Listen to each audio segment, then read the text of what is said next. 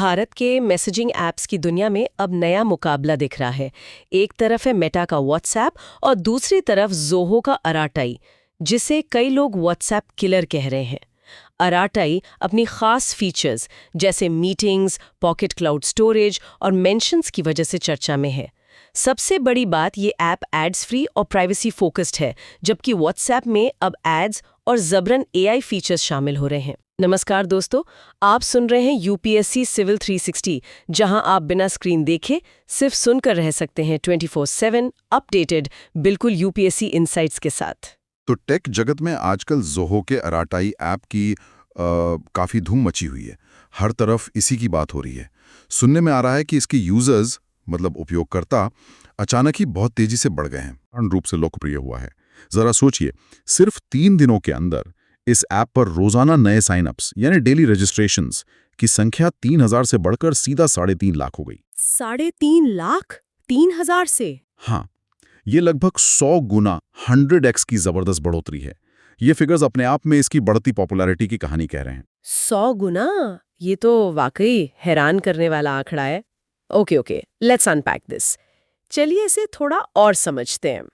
जहां तक मुझे याद है, ये ऐप बाजार में कोई बिल्कुल नया तो नहीं है, शायद 2021 से है। हाँ, 2021 से। तो फिर अचानक से इतनी पॉपुलैरिटी क्यों? क्या वजह हो सकती है? ऐसी कौन सी चिंगारी थी जिसने इस आग को हवा दी? आपका सवाल बिल्कुल वैलिड है। अराताई, जिसका तमिल में मतलब होता है गपशप या कैजुअल चैट। अच्छा, गपशप। हाँ, तो ये दरअसल 2021 से ही मौजूद था, लेकिन ये ज़ोहो का एक साइड प्रोजेक्ट जैसा था, ज़्यादा लाइमलाइट में नहीं था। इसकी हालिया पॉपुलैरिटी के पीछे सबसे बड़ा कारण रहा सरकारी समर्थन, गवर्नमेंट सपोर्ट। Government support? हाँ, कैसे? जब केंद्रीय शिक्षा मंत्री श्री धर्मेंद्र प्रधान जी ने पब्लिकली नागरिकों से होम ग्रोन डिजिटल सॉल्यूशंस यानी भारत में बने डिजिटल समाधानों को अपनाने का आग्रह किया और उन्होंने खासतौर पर अराटाई का नाम लिया, तो इसने जैसे एक वेव क्रिएट कर दी। अच्छा, तो मतलब सरकार के एक बड़े मंत्री द्वारा नाम लिए जाने से ये ऐप एकदम से सबकी नजरों में आ गया। ये तो इंटरेस्टिंग है कि एक सरकारी बयान का इतना बड़ा असर हो सकता है। बिल्कुल, डेफिनेटली। इस एंडोर्समेंट के बाद तो जैसे ऐप डाउनलोड करने वालों की बाढ़ आ गई। देखते ही देखते अराटाई ऐप स्टोर्स की रैंकिंग में तेजी से ऊपर चढ़ा और कुछ ही समय में iOS और एंड्रॉयड दोनों प्लेटफॉर्म्स पर नंबर 1 स्पॉट पर पहुंच गया। Wow, number 1? हाँ, नंबर 1। और इसी के साथ साथ सोशल मीडिया पर भी डिस्कशन शुरू हो गई। लोग सीधे तौर पर इसकी तुलना व्हाट्सएप से करने लगे। इसे व्हाट्सएप को ऑल्टरनेटिव या कुछ लोगों ने तो व्हाट्सएप किलर तक कहना शुरू कर दिया। WhatsApp killer? ये तो बड़ा दावा है। हाँ, बिल्कुल। और इस कंपैरिजन ने इसे और ज्यादा वायरल होने में मदद की। ज़ोहो के को-फाउंडर श्रीधर वेम्बू ने भी एक्स, पहले ट्विटर, पर इस बात की पुष्टि की कि ऐप पर ट्रैफिक में 100x इंक्रीज हुआ है और इस सडन लोड को संभालने के लिए वे इमरजेंसी बेसिस पर अपना इंफ्रास्ट्रक्चर मतलब तकनीकी ढांचा उसको स्केल अप कर रहे हैं। तो इसका मतलब ये हुआ कि सरकारी पुश और सोशल मीडिया बज़, इन दोनों के पावरफुल कॉम्बिनेशन ने अराटाई को रातों रात स्टार बना दिया। ये देखना काफ़ी रोचक है कि कैसे अलग-अलग फैक्टर्स मिलकर किसी चीज़ को इतना पॉपुलर बना सकते हैं। चलिए अब ऐप की विशेषताओं यानी फीचर्स पर आते हैं, क्योंकि देखिए आखिर में तो किसी भी ऐप की सक्सेस उसके यूज़र एक्सपीरियंस पर ही डिपेंड करती है। क्या अराटाई में कुछ ऐसी खास सुविधाएं हैं जो इसे व्हाट्सएप के मुकाबले में खड़ा करती हैं, या शायद उसे व्हाट्सएप से बेहतर भी बनाती हैं? Yes, where it gets really interesting. देखिए, अराटाई में वो सभी स्टैंडर्ड मैसेजिंग फीचर्स तो हैं ही जिनकी हम एक ऐप से उम्मीद करते हैं, जैसे टेक्स्ट मैसेजेस, मीडिया शेयरिंग मतलब फोटो, वीडियो, फाइल्स वगैरह, पर्सनल और ग्रुप चैट्स में। फिर वॉइस नोट्स, स्टोरीज फीचर है जो व्हाट्सएप स्टेटस जैसा है। हाँ, स्टोरीज तो आजकल सब में है। हाँ, ब्रॉडकास्ट चैनल्स भी हैं, मल्टी डिवाइस सपोर्ट है, यानी आप डेस्कटॉप और एंड्रॉयड टीवी पर भी यूज़ कर सकते हैं। और हाँ, इसकी ऑडियो और video calls end to end encrypted हैं, ये इंपॉर्टेंट है। Okay, end to end encrypted calls, ये तो स्टैंडर्ड प्रैक्टिस हो गया आजकल। हाँ, ये सिक्योरिटी के लिए ज़रूरी है। इसका मतलब है कि कॉल करने वाले और सुनने वाले के अलावा कोई तीसरा, इवन ऐप बनाने वाली कंपनी भी उन कॉल्स को सुन नहीं सकती।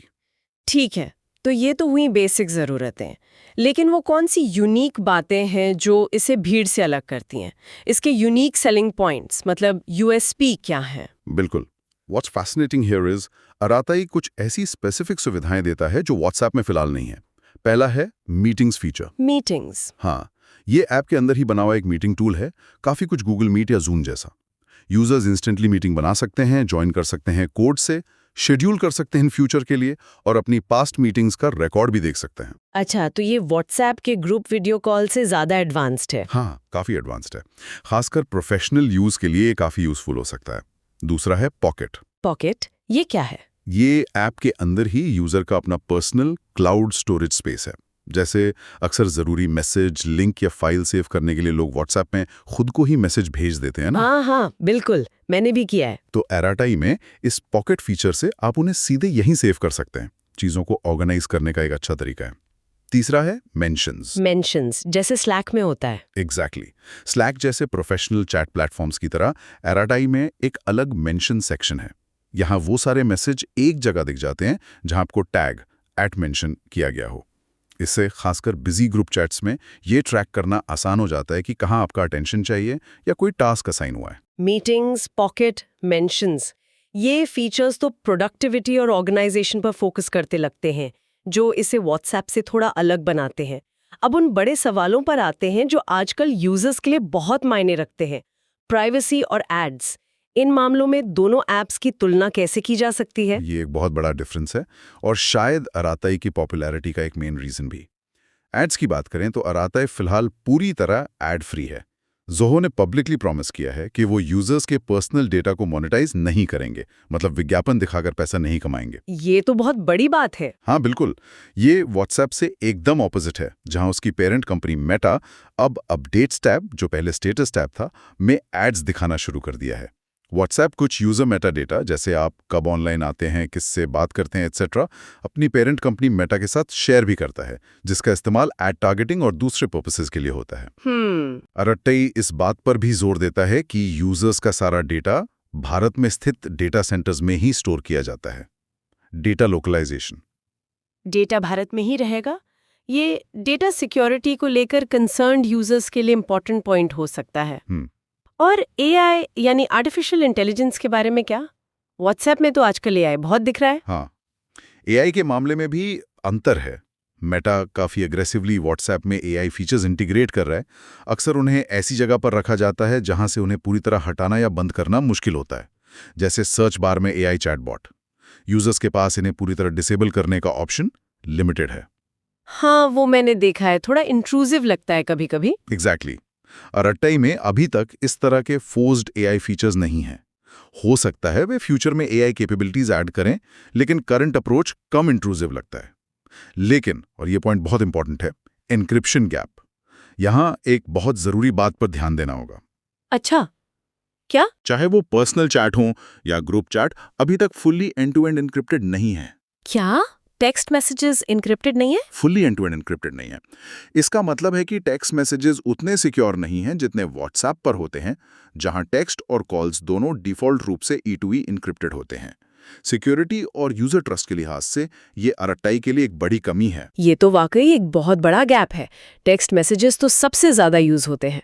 इसे हाईलाइट करने के लिए धन्यवाद। अब अराताई की ये बढ़त एक बड़े ट्रेंड का हिस्सा लगती है, स्वदेशी ऐप्स का चलन। भारत के लिए ये स्वदेशी ऐप आंदोलन क्यों महत्वपूर्ण हो रहा है? इसका वाइडर सिग्निफिकेंस क्या है, खासकर नेशनल पर्सपेक्टिव से, या कहें तो यूपीएससी एग्जाम के लिहाज से? हाँ बिल्कुल, स्वदेशी ऐप्स को अपनाना अब सिर्फ कंज्यूमर चॉइस का मामला नहीं रह गया है, बल्कि ये एक स्ट्रैटेजिक नेशनल प्रायोरिटी बनता जा रहा है। इसके पीछे कई इंपॉर्टेंट रीजंस हैं, खासकर जब हम इन्हें यूपीएससी पर्सपेक्टिव से एनालाइज करते हैं। पहला, आत्मनिर्भर भारत, नेशनल सेल्फ रिलायंस। सबसे इंपॉर्टेंट ड्राइवर है भारत की डिजिटल सॉवरेनिटी, मतलब डिजिटल संप्रभुता को मजबूत करना और फॉरेन टेक्नोलॉजी प्लेटफॉर्म्स पर डिपेंडेंसी कम करना। सरकार ऐसे आत्मनिर्भर भारत इनिशिएटिव के तहत एक्टिवली प्रमोट कर रही है। ये क्रिटिकल डिजिटल इंफ्रास्ट्रक्चर में इंडिजिनस कैपेबिलिटीज बिल्ड करने के बारे में है। गवर्नेंस और इकोनॉमी दोनों के लिए रेलेवेंट है। डिजिटल संप्रभुता, हाँ, ये टर्म काफी सुनने में आ रहा है। फॉरेन सर्वेलेंस या फॉरेन सर्वर्स पर डेटा ब्रीच या जियोपॉलिटिकल टेंशंस की वजह से डेटा एक्सेस इफेक्ट होने जैसे रिस्क्स कम होते हैं। अराताई का दावा कि यूजर डेटा भारत में ही स्टोर किया जाता है, इसी कंसर्न को एड्रेस करता है। ये internal security, science and tech और गवर्नेंस से जुड़ा इशू है, डेटा लोकलाइजेशन का मतलब ही है कि डेटा देश की ज्योग्राफिकल बाउंड्रीज के भीतर रहे, जिससे हमारी गवर्नमेंट की उस डेटा तक एक्सेस और कंट्रोल बेहतर हो सके, खासकर लीगल रिक्वायरमेंट्स के लिए। मतलब हमारा डेटा हमारे देश में, ये तो समझ आता है। और तीसरा, स्थानीय नवाचार को बढ़ावा, बूस्टिंग लोकल इनोवेशन। अरट्टाई जैसे स्वदेशी एप्स मैसेजिंग के लिए, मैप माई इंडिया का मैपल्स नेविगेशन के लिए, या ओएनडीसी से जुड़े मार्केट प्लेस जैसे स्वदेशी, ये सभी इंडियन डेवलपर्स और टेक कंपनीज के लिए एक इकोसिस्टम बनाने में मदद करते हैं।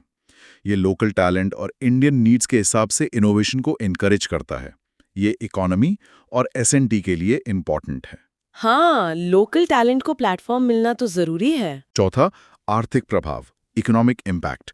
भारत में बने ऐप्स का सपोर्ट करने से देश के भीतर एम्प्लॉयमेंट जनरेट होता है, डोमेस्टिक स्टार्टअप्स को ग्रोथ अपॉर्चुनिटीज मिलती हैं और इंडियन टेक सेक्टर में इन्वेस्टमेंट अट्रैक्ट होता है। इससे जो वैल्यू क्रिएट होती है वो देश के भीतर ही रहती है। ये सीधे तौर पर इकोनॉमी से जुड़ा है। और पांचवा, सांस्कृतिक और सामाजिक प्रासंगिकता, cultural and societal relevance. Indian apps अक्सर भारत की विशाल लिंग्विस्टिक डाइवर्सिटी और स्पेसिफिक लोकल नीड्स या कॉन्टेक्स्ट्स को ग्लोबल प्लेटफॉर्म्स की तुलना में बेहतर ढंग से समझते हैं, जिनका अप्रोच कई बार वन साइज फिट्स ऑल वाला हो सकता है। ये सोशल इश्यूज के पर्सपेक्टिव से इंपॉर्टेंट है। ये पॉइंट्स हाईलाइट करते हैं कि ये मूवमेंट सिर्फ टेक्नोलॉजी के बारे में नहीं है, बल्कि ये नेशनल सिक्योरिटी, इकोनॉमी और डिजिटल फ्रीडम जैसे बड़े मुद्दों से जुड़ा है। और ऐसा लगता है कि सरकार भी इसे काफी सीरियसली ले रही है। बिल्कुल। हमने पहले ही एजुकेशन मिनिस्टर के सपोर्ट का जिक्र किया। इसके अलावा केंद्रीय वाणिज्य और उद्योग मंत्री श्री पीयूष गोयल जी ने भी पब्लिकली अनाउंस किया कि उन्होंने अराटाई ज्वाइन कर लिया है। उन्होंने एक्स पर पोस्ट किया, nothing beats the feeling of using a swadeshi product. हाँ, मैंने वो पढ़ा था। और बताया कि उनकी पूरी टीम भी अराटाई पर शिफ्ट हो गई है। ये एक स्ट्रॉन्ग सिग्नल भेजता है जो न केवल सिटीजन्स बल्कि गवर्नमेंट डिपार्टमेंट्स को भी इंडिजिनस प्लेटफॉर्म्स अपनाने के लिए इनकरेज करता है। और ये सिर्फ मैसेजिंग ऐप्स तक लिमिटेड नहीं है। सरकार स्वदेशी मार्केट प्लेस जैसे ओएनडीसी, मैप्स, मैपल्स और यहाँ तक कि indigenous 4G, 5G telecom stack पर भी काम कर रही है। ये डिजिटल सेल्फ रिलायंस की दिशा में एक मल्टी-प्रोंग्ड अप्रोच है। अराटाई की ग्रोथ स्टोरी निश्चित रूप से इम्प्रेसिव है, खासकर इस स्वदेशी वेव के साथ। लेकिन रियलिटी चेक करते हैं, क्या ये वाकई में व्हाट्सएप को चैलेंज कर पाएगा, जिसके भारत में 500 मिलियन मतलब 50 करोड़ से ज़्यादा यूजर्स हैं और जो हमारी डेली लाइफ में इतनी गहराई से इंटीग्रेटेड है। इसके सामने मेजर चैलेंजेस क्या हैं? चुनौतियां काफी सिग्निफिकेंट हैं और इनसे निपटना ही अराटाई की लॉन्ग टर्म सक्सेस की होगी। पहली चुनौती है इंफ्रास्ट्रक्चर पर दबाव, इंफ्रास्ट्रक्चर स्ट्रेन।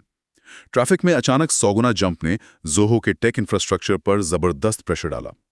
इनिशियल यूजर्स ने कई प्रॉब्लम्स रिपोर्ट की, जैसे कि वेरिफिकेशन के लिए ओटीपी मिलने में देरी, कॉन्टैक्ट्स को ऐप में सिंक करने में इश्यूज और यहां तक कि कॉल फेलियर्स। हाँ, ये तो दिक्कत वाली बात है, अगर ऐप ठीक से चले ही नहीं तो। बिल्कुल। जोहो ने इन शुरुआती दिक्कतों, टीथिंग इश्यूज को एक्नॉलेज किया और कहा कि सर्वर्स को स्टेबलाइज करने में कुछ दिन लग सकते हैं। श्रीधर वेम्बू ने यह भी बताया कि ये मैसिव ग्रोथ उनके नवंबर में प्लान्ड बड़े लॉन्च से महीनों पहले आ गई, इसलिए उन्हें इमरजेंसी बेसिस पर इंफ्रास्ट्रक्चर को स्केल करना पड़ा। हेवी ट्रैफिक के बीच स्टेबिलिटी और परफॉर्मेंस बनाए रखना एक कंटिन्यूस चैलेंज है। हाँ, बिना स्टेबल और रिलायबल परफॉर्मेंस के यूजर्स को रिटेन करना मुश्किल होगा। और दूसरी बड़ी चुनौती है यूजर बेस और नेटवर्क प्रभाव, user base and network effect. WhatsApp का यूजर बेस भारत में ह्यूज है, 50 करोड़ से ज्यादा यूजर्स। इसे एक स्ट्रॉन्ग नेटवर्क इफेक्ट का एडवांटेज मिलता है। नेटवर्क इफेक्ट का सिंपल मतलब है लोग किसी ऐप या प्लेटफॉर्म का यूज इसलिए करते हैं क्योंकि उनके जानने वाले बाकी सभी लोग, फैमिली, फ्रेंड्स, कॉलीग्स, बिजनेसेस भी उसी का यूज करते हैं। हाँ, मतलब अगर मेरे दोस्ती अराताई पर नहीं है तो मैं उसे क्यों यूज करूंगी? एग्जैक्टली। इस हैबिट को ब्रेक करना बहुत मुश्किल होता है। अराकाटे को यूजर्स को स्विच करने या व्हाट्सएप के साथ साथ इसे इस्तेमाल करने के लिए कन्विंस करने के लिए न केवल कंपैरेबल बल्कि सिग्निफिकेंटली बेटर या यूनिकली डिफरेंट वैल्यू प्रोपोजिशन देना होगा। यानी सिर्फ स्वदेशी होना शायद काफी न हो, एक्सपीरियंस भी बेहतर या कम से कम बराबर तो होना ही चाहिए। और वो इनक्रिप्शन वाली बात, वो तो बहुत क्रिटिकल लगती है। हाँ, तीसरी और शायद सबसे सीरियस चैलेंज है इनक्रिप्शन गैप, जिसका हमने पहले भी जिक्र किया था, लेकिन इसे री एम्फसाइज करना जरूरी है।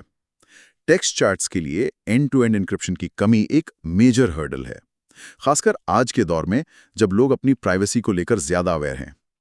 उन यूजर्स के लिए जो सिक्योर कम्युनिकेशन को प्रायोरिटी देते हैं, ये एक इंपॉर्टेंट मिसिंग फीचर है। व्हाट्सएप सालों से E2E एन्क्रिप्शन प्रोवाइड कर रहा है, जिससे ये एक स्टैंडर्ड एक्सपेक्टेशन बन गई है। ट्रस्ट बिल्ड करने और सिक्योरिटी फ्रंट पर इफेक्टिवली compete करने के लिए अराटाई को इस गैप को अर्जेंटली एड्रेस करने की जरूरत है। इंफ्रास्ट्रक्चर स्टेबिलिटी, व्हाट्सएप के ह्यूज नेटवर्क इफेक्ट को ओवरकम करना और उस क्रिटिकल एन्क्रिप्शन गैप को फिल करना, ये वाकई बड़ी चुनौतियां हैं। So what is this all mean? तो इन सब का क्या मतलब निकलता है?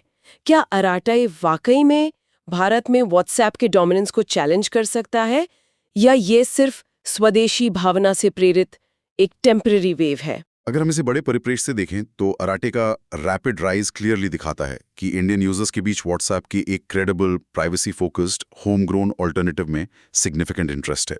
इसकी टाइमिंग भी फेवरेबल रही है। ग्लोबल टेक जायंट्स के अंडर डेटा प्राइवेसी के बारे में बढ़ती कंसर्न्स और गवर्नमेंट का सेल्फ रिलायंस पर जोर। हालांकि इंटरेस्ट ऑटोमेटिकली परमानेंट यूसेज या रिप्लेसमेंट में कन्वर्ट नहीं होता।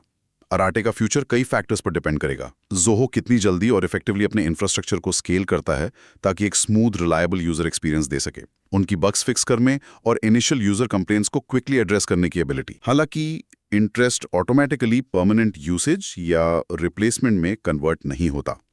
अराटाई का फ्यूचर कई फैक्टर्स पर डिपेंड करेगा। क्रिटिकली, व्हाट्सएप द्वारा सेट इंडस्ट्री स्टैंडर्ड के बराबर आने के लिए टेक्स्ट चैट के लिए एंड-टू-एंड एन्क्रिप्शन इंप्लीमेंट करना। हालांकि इंटरेस्ट ऑटोमेटिकली परमानेंट यूसेज या रिप्लेसमेंट में कन्वर्ट नहीं होता। अराटाई का फ्यूचर कई फैक्टर्स पे डिपेंड करेगा। एड फ्री रहने और पर्सनल डेटा मोनेटाइज किए बिना यूजर प्राइवेसी रिस्पेक्ट करने के अपने कोर प्रॉमिस पर खरा उतरना। फिलहाल अराटाई एक बहुत ही प्रॉमिसिंग चैलेंजर है।